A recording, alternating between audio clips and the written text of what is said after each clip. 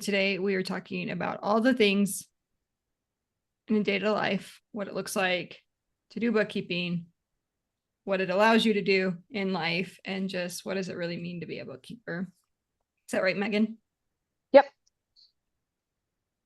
Okay, so we're going to talk about like real life responsibilities, reconciling transactions, and what those actually are. We're going to look at how bookkeeping can go beyond numbers, why you're doing it, the purpose behind it, and then just what are some of the unique perks and challenges of being a bookkeeper. So a lot of you guys were just out for Thanksgiving and hopefully took some time off. And that is definitely a perk of being a business owner. Megan, do you want to add anything before we get into the really like nuts and bolts of day to day? Nope. I think that's good. We can dive in. Okay. So I know for me, Megan, and feel free to chime in if this is different for you. I know for me, I try to avoid checking emails and messages and things like that until about 10 a.m. Sometimes it happens, and I know that I am leaving the office at 10 a.m. and so I will check it first thing in the morning. So sometime in the morning, I will plan on physically checking the client portal and my email to see if there's anything from a client, stuff that I can especially get back to them really quick. Hey, I need a year to date. Great. Like stuff that I can move along, or hey, when are quarterly tax payments due? Because a lot of times they'll ask you instead of doing a Google search. And that's okay as long as it goes through the portal and they're not texting me or emailing me those questions. Normally, I'm checking email and Google Chat for messages from my team. You might not have a team yet, and I did not have a team when I first got going. And so I would check, I had email on my phone and I literally checked it all day long. So don't do that. You don't have to do that. I would set like a reminder on your phone. 10 and 2 is great. That's really all you need to be checking your phone. I know for me, it is really helpful for me to have 3 different tasks that is like essential to do that day. And some days it feels like my life can be so chaotic that a priority task could literally be as quick and as small as cashing or doing a mobile deposit on a check for myself. Hey, I got some refund check in the mail or whatever. I know that's not business related, but that might make it the top 3 desk priorities that I'm going to do. I say that because that was one of my tasks this week. I needed to get it done and I was putting it off and I was like, oh, it got put off. Like it's been a week. I clearly just didn't prioritize this task. Let me go ahead and I made it one of my top 3 and said, if I get these 3 tasks done today, I have technically done all that's required of me to keep the business moving. And so I might plan a week in advance. If I get these 3 things done today, tomorrow, Wednesday, Thursday, Friday, I'm in great shape. I was thinking Google Sheets because I like did a brain dump on Google Sheets earlier this week, but that really helps me just know, yeah, there's payroll for a client, and I use keeper.app. So one of the things I check in the morning is our client portal. That is messages from the team, that is client messages, and that is my task list. So if a team member has assigned me something, if I have something assigned to me, what's my task list? That might be reviewing a reconciliation. That might be doing a reconciliation, running payroll for a client, pulling bank statements. And you might need to have a time of day where you're going to address all of the keeper tasks. So I find that if I can get the big stuff taken care of in the morning or know when I'm going to do it, my day works better. If I wake up and I am reactive to the entire morning, so a client emailed me, I'm messaging them, and I'm just reacting to a bunch of tasks, my day feels really stressful. Like I am on everyone else's to-do list and it's not my to-do list that I'm managing. I am just everyone else's pawn in the wheel. And so midday, lunch, stuff like that, make sure you are getting away from your computer. If you're spending 10 hours at your computer, you are not maximizing this business to its glorious potential. That might be this morning you worked on coding transactions. Maybe now you needed a break. You're going to reconcile it and do reports. Hot tip, if you can give yourself like 48 hours between completing the bookkeeping and reviewing the reports before you send it to the client, you will catch more mistakes. Your brain will have forgotten the little bitty caveats that you're like, oh yeah, I'll take care of that. Oh yeah, I'll take care of that. It physically makes your brain forget those things. And then you're coming back with truly fresh eyes. Whereas 24 hours, you're still remembering those little caveats. Oh yeah, I was going to check that. I did check that. And you're making some assumptions because your brain has to make assumptions to survive. If you give yourself at least 48 hours to do it, you'll be in much, much better shape. Okay, what else? Collaborating with business owners and team members. Sometimes that can be like first thing in the morning, you want to get those meetings out of the way. But like right now, this is like 10 a.m. my time when we're recording. This is the time where like I can get into creative mode. I start checking my email, preferably. I don't check email first, like 8 a.m. I actually wait to check Keeper and some of those things until about 10, assuming I'm not on a call like this. And just because that means I have the first couple of hours of the day to prioritize those top 3. So before I go to bed, I know what those top 3 things are, and I can say duck and cover, address those urgent things. Obviously, if you have a client meeting scheduled or something like that, you're going to have to work around that, but you'll figure out what works for you. And my morning, my midday, my afternoon has not always looked the same. Sometimes I've had 3 napping children.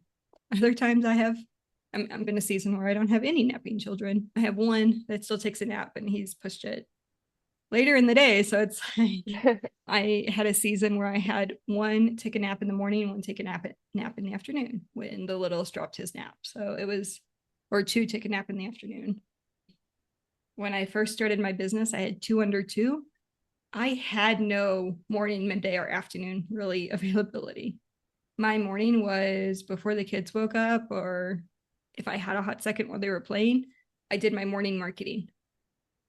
And that was for me on Upwork. I would make my posts. I would do whatever I needed to do. I had a goal target, find XYZ this. Middle of the day, when the kids were playing again and they don't need me, I was doing that. In the evening, I did it right before I went to bed. So I had a rule when they were super young. If their eyes were closed, I could be on my phone. They're closed a lot, but they're also not closed a lot. Like you really have to be strategic with that. And so that was the rule that I just lived by during that season. And that was really helpful, which meant I was not doing client work during the day. I would spend about 45 minutes to an hour and a half if I could keep my eyes open that long. So like 8:30 to 10 doing any sort of client work. And I found that I could do Monday, Tuesday, Wednesday I'd burn out. Like I would be too tired to stay up. And then keep in mind, 2 under 2. Can we just acknowledge how busy that life is? Like I felt Definitely. like it was fine and I could handle it. But like looking back, like I remember like Wednesday nights, I was like, I just need a night with me and my hubby on the couch. I'm going to go to bed at 9. Thursdays, I would work a little bit. And then Fridays, I'm not touching anything. So I remember I did a lot of actual like month in bookkeeping on Saturdays. So at that nighttime and on Saturdays, I remember there was a few months where my husband and I would sit down, divide up the clients, do month in real quick, send out the reports, and because we were moving. And so I just remember those months like being really hectic because we were packing, we were moving. And then it was like, oh, wait, I'm going to be like busy unpacking for another week. We've got to get these financials out this week or they're going to like, it's going to be chaos for the next 4 weeks. So let's not delay that.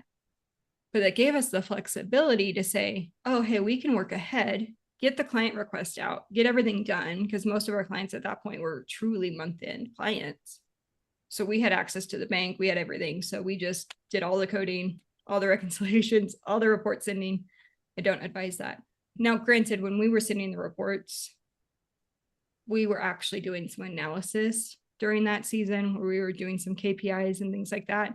That made us review the financials to catch mistakes. So if you've got a process like that in place, you're going to miss less. So anyway, I just say that because your day in the life can vary really on the season. Me and Megan's day doesn't look different. My kids are currently home with me right now. They're super little. So I don't have school drop off. Megan is 100% in school drop off mode when she's doing drop off with her daughter. And her daughter knows who's dropping her off for the last how many years? It's always you, and pickup is always you. Yep. And that is the benefit of this business right there, your family. Yep. So with that, let's talk about like the heart of the business. So Megan, she has said her why is your family. Do you want to talk about that just a little bit? And then we'll talk about like why it's, that other side of it. Yeah. So I started my business to be able to have more time with my daughter because everything, like working full time, I was not able to take off like I needed to with her, and she was wanting to join competition for baton, and so I knew there was no way I was going to be able to be there for all of the things. So I knew I needed to make some changes. So I started my business, and so that's how I've created it. Like moving forward is picking her up I never was able to pick her up. She was at daycare all the time, stuff like that. So now I want to be able to drop her off at school, pick her up from school, be at the practices because I was never at practices before. I was literally picking her up as practice was ending and just be at everything. So when the bookkeeping gets done, when the client work gets scheduled, all that has been strictly around her schedule. And that's how I want it. Some people are different. That's not, but that I missed out on what felt like 11 years of her life because I was working full time and had to work around work, not her schedule. So now it's around her schedule for me. And guys, teenagers are busy. Yeah. I thought 2 out of 2 were Definitely. busy. Yeah. But I wanted to bring up, I know when I started my business was a complete experiment. I had been trying to do Etsy and all of these things, but I had this skill of being an accountant. I was an accountant. I had been doing it for 10 years at that point and resisted. I didn't want to do bookkeeping because guess what happens in bookkeeping? This is what we said in corporate. You're always closing something. And so like it always like you had to plan vacations around it, but at the end of the day, you're always going to be closing something. So factor that in. There will always be a month in close to do. Take the Well, and vacation, spend with your family, take off. exactly. And I can tell you, I've worked plenty of during practice or hey, we're traveling for the summer for competitions and brought the computer and worked there, but I was physically there and still able to have the vacation, the time with her during the day and at night, hey, we're going to get the work done. So yeah, it's coming, you have to do this so you can plan it however you need it to happen. Yeah, very much. And you can break it up. And so I finally gave into the bookkeeping side because so I had a client, my very first client that reached out to me. I was doing some like analysis and he met me in a coffee shop and said, "Hey, I want you to do bookkeeping." And I was like, "I'm not a bookkeeper." Told him no. And that ended that client relationship. I was like, but because I was hesitant, I guess I could do bookkeeping, but I'm not a bookkeeper. Like, that's not what I'm doing. Joke's on me, my very next client. Yes, I'm doing bookkeeping. Like 2 weeks later, I guess that's what you want me to do. Because he called me specifically for bookkeeping. And I'm like, I guess that's the service that people are doing. And what tipped me over to it were 2 things. One, monthly recurring revenue. That's cool. Also comes with monthly recurring work. Again, always closing something. That's why I didn't want it. But it is stable. It is one of the most stable businesses. And I realized at that point that I had a strength. So I finally gave in because I had a network of people that knew and liked me and trusted me from an accounting perspective. They would ask me tax questions and all of those things. And I realized, oh, I can help the specific type of person grow their business that I really had a heart for. And so I finally said yes because I figured out a why. Oh, I have a God-given talent I can serve God with, and he might be asking me to serve him with. So I finally surrendered to that yes. But now it's also really cool on the other side of it. So we're still growing our own bookkeeping businesses, Megan and I. We're still gaining clients. We're still disengaging with clients. We're still sending engagement letters. We're all up in it, just like you guys. So not only is it now blessing our families, we're blessing the lives of the business owners we get to do their books for, save them the time at tax season. I'll never forget the friend who called me one day on her way to the tax preparer's office. And she says, "Is this what you do?" Yeah, this is what I do. She never wanted to be up all night doing it to get numbers to her tax or CPA and I took over that day. She signed her engagement letter leaving the CPA's office. She's never again am I going to do this headache. So there's that. And then now it's super cool that we get to help other bookkeepers become bookkeepers and bless their own families just because we see the flexibility. Now, is there chaos? At times, sometimes you're hustling pretty hard because you have a goal to meet, or you're growing like I grew. And you're like, you wake up at the end of the year and you're like, oh, because I consistently did the same action every week, every day that I told myself I was going to do, that went from $1,200 a month to now making $30,000 a year or $10,000 a month. And that's pretty okay. So what are some challenges with bookkeeping? So what makes this, I think I just shared like a rose colored glasses view of bookkeeping. What's the non-rosy lens, right? Sometimes there's some tight deadlines. The first hits, you start pulling financials somewhere between, or not financials, bank statements. They're typically available 3rd, 4th through the 6th of the month. Occasionally, there will be statements available sooner than that. But really, the 3rd through the 6th statements are you're getting emails, hey, the statement's available, and you're pulling them. And so you're doing all of that. You might have a client though, like I've had several clients. There's some things that you can do in place to reduce the number of clients that you get like this or eliminate them all together. But I know when I first started, I had a client who really didn't care to get me monthly stuff at all. But then guess what? I'm getting the phone call. Hey, I meet with my CPA tomorrow. Can you get me financials? What? I need your bank statements. I need transactions and I need 4 weeks. You got to be kidding me. And so there are pressures, there are learning to communicate with clients, there's learning how to be a professional while running a virtual online business, or if you're showing up in person, there's learning how to do that. Maybe you already have some of those skills and you're just now doing it all yourself. Okay, so is bookkeeping boring?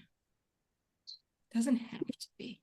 It is repetitive, but if you have I will often get the comment that I am a little funny. I'm not super funny, but I'm a little funny. So when I'm doing a presentation or a networking meeting, it is really easy for me to make the audience laugh. It is really easy for them to go, oh, you're not a boring accountant. And so I know that you can have fun with it, especially once you start to understand the pain points of your audience. And you do that by having more and more conversations with them. We'll talk to bookkeepers and I will give numbers and I'll say, have you talked to 100 business owners? And they're like, I don't think I could talk to 100 business owners in a year, let alone 6 months or a quarter. Can you imagine if you did though? What you're going to hear? You're going to get the opportunity to hear them complain either about QuickBooks or Wave or the software. You're going to get them to hear them complain about the CPA in town that you had no clue that you've been sending clients to, but everyone hates. You're going to hear that their issue is payroll, processing it. They don't want to cut checks anymore. You're going to hear that your industry that you're serving, maybe you're serving a pool industry, and they're trying to get all of their invoices to like ACH type payments. Oh, I wonder how many pool guys that I can find online near me in the next town over, next state over, etc., that need that help. Instead of manually invoicing their payments, they're now doing ACH. How can I get in front of them? Now, a pain point that you can talk to. So from my perspective, I like to dig, I like to find out, problem solve. So from that perspective, it's not boring work to me. The task itself is boring. I think Abby said it really well on a couple of podcasts ago, right before Thanksgiving. Yeah, she wouldn't have chosen the career, but it allows her to live the life she wants with very low stress because it is such a stable business. I don't know if you guys know this, but an average client minimum will stay with a bookkeeping firm for 3 years, or an accountant, tax firm, etc. Minimum 3 years, often more like 5, 8, 10 years, but minimum. And so we could start factoring in the solopreneurs that a lot of you are reaching out to and pitching your services to. So think about Bench.co, QuickBooks Live. That's going to really reduce the length of time when you consider that into the metrics. My last 2 clients that I signed were with their previous bookkeeper, tax preparer, whatever, for 10 years each, about 10 years each of them. It's a long time. Yep. That is where it's stable. And neither of them were full-time work. Okay, so if you're listening and you're like, hey, how do I get started though? I've been considering doing bookkeeping. How do I actually get started? You are going to do something like the Bookkeeper Blueprint to learn how QuickBooks works. How do I send out an engagement letter? How do I collect from Stripe? Like, how do I collect payment? Am I using Stripe? Am I using QuickBooks? How can I do this for free? I'm bootstrapping it.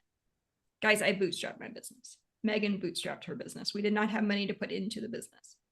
We made the business pay for itself. I think I put maybe a couple of $100 in because I thought I needed QuickBooks Desktop.